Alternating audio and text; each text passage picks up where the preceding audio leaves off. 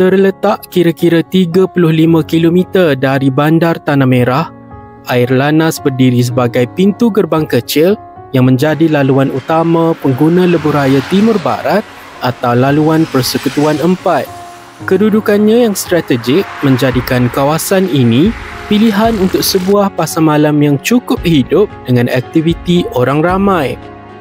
Setiap hari Ahad, bermula jam 5 petang sehingga 9 malam, pasar malam Airlanas mula dipenuhi pengunjung. Bukan sahaja penduduk sekitar, tetapi juga mereka yang melalui laluan ini menuju ke destinasi lain.